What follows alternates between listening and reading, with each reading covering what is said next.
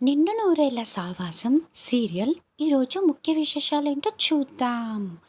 బాగి నా భార్య అని, బుజ్జమ్మ నా కూతురు అని గతం గుర్తుకు వచ్చిందని నేను హంతకుల్ని కనిపెట్టే వరకు నువ్వు కూడా ఎవరికి చెప్పొద్దని రాథోడ్కి అమర్ అనడంతో, సరే సార్ నేను ఎవరికి చెప్పను అని రాథోడ్ పైకి చెప్తూ, ఇప్పుడు మీరు కరెక్ట్గా ఆలోచిస్తున్నారు సార్ అని మనసులో అనుకుంటూ, కానీ మిస్సమ్మ మీకోసం చాలా ఎదురు చూస్తుంది, బాధపడుతుంది, బుజ్జమ్మ కూడా సార్ అనేసి అంటాడు.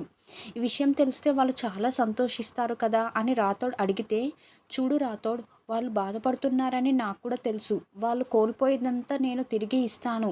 వాళ్ళని నేను బాధపడనివ్వను. ఈ రోజు నుంచి నాలో నువ్వు కొత్త అమర్ని చూస్తావు. వాళ్ళు సంతోషపడేలా చేస్తాను అని అమర్ చెప్తాడు. ఇప్పుడు నాకు చాలా సంతోషంగా ఉంది సార్. వాళ్ళు సంతోషంగా ఉండడమే నాకు కావాలని రాథోడ్ చెప్పడంతో, బాగిని భార్యగా, బుజ్జమ్మని నా కూతురుగా సంతోషపెట్టడం నా బాధ్యత రాథోడ్. అంతేకాకుండా శత్రువులని మట్టు పెట్టడం కూడా నేను చెయ్యాలి కాబట్టి అప్పటి వరకు అయితే ఇది తప్పదు. నా శత్రువులని నాశనం చేయటమే నా లక్ష్యం. పద రాథోడ్ వెళ్దామని అమర్ అంటాడు.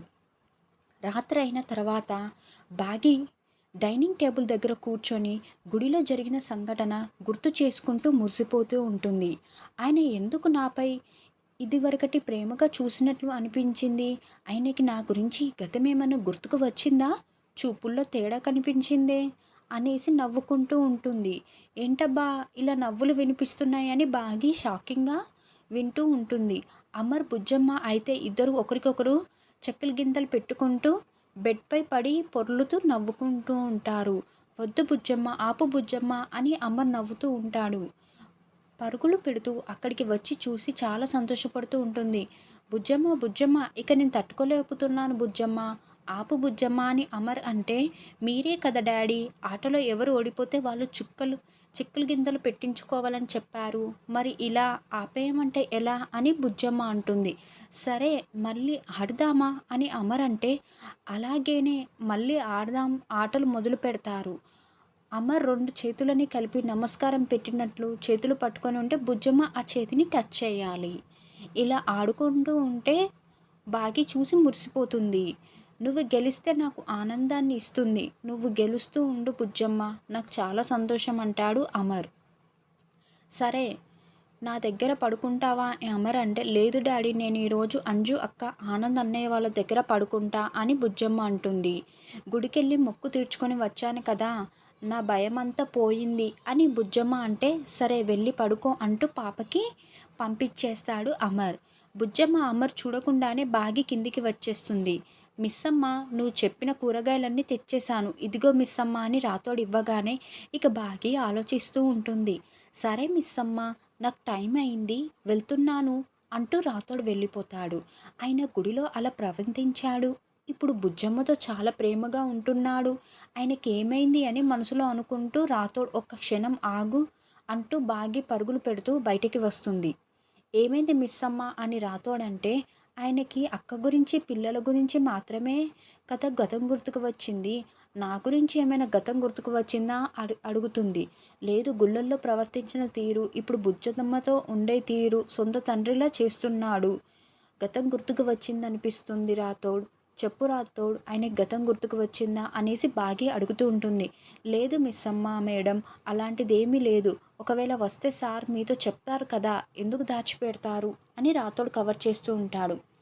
మేము నిజంగానే ఎవరో తెలిసిపోయినట్లు అలా ప్రేమగా చూస్తున్నాడేంటి? నిజంగానే ఆయనకి గతం గుర్తుకు వస్తే బాగుంటుంది కదా, చాలా సంతోషం ఇస్తుంది. బాగి అంటే త్వరలోనే గుర్తుకు వస్తుందిలే మిస్సమ్మ అని రాథోడ్ చెప్తాడు. నువ్వు నా దగ్గర ఏమన్నా దాచిపెడుతున్నావా అని రాథోడ్, ప్లీజ్ ఆయనకు అలాంటి గతం ఏదైనా గుర్తుకు వచ్చిందంటే చెప్పవా, నా దగ్గర దాచిపెట్టకని బాగి అడుగుతూ ఉంటుంది. అమ్మో, ఇంకాసేపు ఇక్కడే ఉంటే మిస్సమ్మ నా నోటి నుంచి నిజం చెప్పించేటట్టుందని రాథోడ్ కవర్ చేసి వెళ్ళిపోతాడు. పాపం నాన్నకి గతం గుర్తుకు రాలేదని అమ్మ చాలా బాధపడుతుంది. నాన్నకి మొత్తం గతం గుర్తుకు వచ్చిందని ఎలా చెప్పాలని బుజ్జమ్మ అనుకుంటూ ఉంటుంది. అప్పుడే గుప్తా గారు గార్డెన్లో ప్రత్యక్షం అవ్వడంతో, "ఆ, గుప్తా గారు వచ్చారే" అని బుజ్జమ్మ కిందికి వచ్చి, ఏంటి గుప్తా గారు ఈ టైంలో వచ్చారు అని నిలదీస్తూ ఉంటుంది. నీ విధి విన్యాసాలన్నీ చూద్దామని వచ్చాను బాలిక, ఏం చేశావో నాకు తెలియదు అనుకుంటున్నావా, ప్రచండతో పోరాడి మళ్ళీ ధైర్యం చేసి నువ్వు గుడికి వెళ్ళావు. అక్కడ మీ నాన్నకి గతం గుర్తుకు వచ్చేలా చేశావు. ఇదంతా నీ వల్లనే కదా! ఎప్పుడు గతం గుర్తుకు రావాల్సింది ఇప్పుడే గతం గుర్తుకు వచ్చేలా చేశావు. ఇది నీ విన్యాసమే కదా బాలిక అని గుప్తా గారు అంటే, నాన్నకి గతం గుర్తు వస్తే అమ్మ నాన్న కలిసిపోతారు కదా గుప్తా గారు. వాళ్ళు సంతోషంగా ఉండడమే కదా నాకు కావాలి. అందుకే అలా చేశానని బుజ్జమ్మ అంటుంది. కానీ నువ్వు ఇలా చేస్తూ ఉంటే నీ శక్తులన్నీ క్షీణిస్తాయి బాలిక అని గుప్తా గారు అంటారు. అమ్మా నాన్న కలవకపోతే నాకు శక్తులుంటే ఏం లాభం గుప్తా గారు? మనోహర్ని ఇంట్లో నుంచి పంపించేసేసి ఆ ప్రచండాన్ని మట్టు పెట్టేస్తాను. నేను ఉన్న ఒకటే లేకపోయినా ఒకటే. నాకు శక్తులు కూడా అవసరం లేదు గుప్తా గారు. ఇది జరగాలని బుజ్జమ్మ చెప్తుంది. నీ సంకల్పం చాలా గొప్పది బాలిక. కానీ నువ్వు ఇటులనే చేస్తూ ఉంటే నీ శక్తులు కూడా క్షీణించిపోతాయి. మేము మా పరిధికి మించి ఏ సహాయం చేయకూడదు. ముందు ముందు నువ్వు చాలా ప్రమాదాలు ఎదుర్కోవాల్సి వస్తుందని చెప్తాడు గుప్తా. ఇక ఇలా ఉండగా ఫ్రిడ్జ్లో పాల ప్యాకెట్ తీసుకుంటూ ఉంటే అమర్ మెట్లు దిగి వస్తూ బాగిని చూస్తుంది.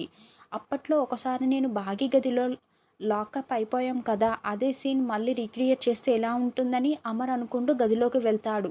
అమర్ గదిలోకి వెళ్ళి బాగి కాఫీ తీసుకురా అని కేకలు పెడతాడు. కాఫీ పెడుతున్న బాగి ఒక్కసారిగా అదేంటైనా నన్ను బాగి అని మునుపట్లా పిలుస్తున్నాడే అని చాలా షాకింగ్గా వింటూ ఉంటుంది. అబ్బా, అలవాట్ల పొరపాట్ల బాగి అని పేరు పెట్టి పిలిచాసనే, ఇప్పుడు ఏదో ఒకటి కవర్ చేయాలని అమర్ అనుకుంటూ ఎక్సర్సైజ్ చేస్తున్నట్లు గదిలో చాలా బిల్డప్ ఇస్తూ ఉంటాడు. బాగి పరుగులు పెడుతూ వచ్చి, ఇప్పుడు మీరు నన్ను మిస్ అమ్మ అని పిలిచారా బాగి అని అడుగుతూ ఉంటే, ఏంటి మిస్ అమ్మ అలా చూస్తున్నావు? అవును, మిస్ అమ్మనే పిలిచాను, నీ పేరు అదే కదా అని అమర్ కవర్ చేస్తాడు. అయినా నన్ను మిస్ అమ్మనే పిలిచారా, నేనే బాగి అని పిలిచారని పొరపాటు పడ్డానా అనేసి బుంగమూతి పెట్టేసి అలిగి వెళ్ళిపోతుంది. నేను జాగింగ్ వెళ్ళాలి, త్వరగా కాఫీ తీసుకురా అని అమర్ చెప్పడంతో అలాగే అంటూ బాగి పరుగులు పెడుతుంది. ఆయన ఎప్పుడు జాగింగ్ చేసి వచ్చిన తర్వాతే కదా కాఫీ తాగుతారు, ఈ రోజేంటి ముందే అడుగుతున్నారు? డోర్ వేయగానే దాని వెంట అదే లాక్ అయిపోయేలాగా ఆ గడియని సెట్ చేసేసి ఉంటాడు. ఇక బాగి ఎప్పుడెప్పుడు వస్తుందా అని డోర్ దగ్గర నిలబడి తెగ ఎదురు చూస్తూ ఉంటాడు అమర్. బాగి ఏంటి ఇంత హడావిడిగా స్పీడ్గా కాఫీ పట్టుకు వెళ్తుంది, వెళ్ళి చూస్తే పోలే అని చెంబ వెనకాల బాగి కాఫీ తీసుకువెళ్తూ ఉంటే వెళ్తుంది. సార్ కాఫీ అని అమర్ డోర్ దగ్గర నిలబడి ఉంటే కాఫీ తీసుకొచ్చిన బాగి పిలుస్తూ ఉంటుంది. లోపలికి తీసుకురా అని అమర్ అంటాడు. బాగి అలా 2-3 అడుగులు వేయగానే అమర్ కాలుతో డోర్ని లాక్ అయిపోయేలా తోసి పడేస్తాడు. అదేంటి వీళ్ళు ఇలా గడియ పెట్టేసుకున్నారని చంబ చాలా షాకింగ్గా వింటూ చూస్తూ ఉంటుంది. అదేంటి సార్ డోర్ అలా పడిపోయిందని బాగి అంటే గాలికి పడిపోయింది ఉంటుంది, దానికి అంత కంగారు ఎందుకు అని అమర్ అంటాడు. సరే సార్ ఇదిగోండి కాఫీ తీసుకోండి, వీళ్ళు గడియ పెట్టుకుని ఏం చేస్తున్నారని చెంబ కంగారు పడుతూ ఉంటుంది.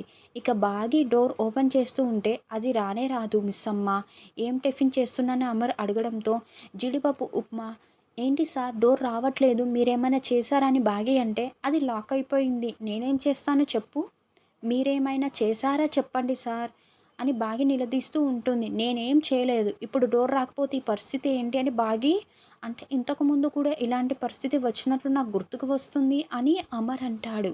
అంటే ఈయనకి గతం గుర్తుకు వచ్చిందా సార్, ఎప్పుడో చెప్పండి సార్, ఎప్పుడో చెప్పండి అని టెన్షన్ పడుతూ ఉంటుంది. అప్పుడని అమర్ ఎప్పుడు కరెక్ట్గా చెప్పండి సార్, నీకెందుకు అంత ఎక్సైట్మెంట్? అప్పుడు తాను ఇలాగే కాఫీ తీసుకువచ్చింది, అది నా భార్య అరుంధతి కాఫీ తీసుకువస్తే ఇలాగే డోర్ లాక్ అయిపోయిందని అమర్ అబద్ధం చెప్తాడు. అప్పుడు డోర్ ఎంతసేపటికి రాలేదు, మేము చాలాసేపు గదిలో ఇలానే ఉరిక్కుపోయాం,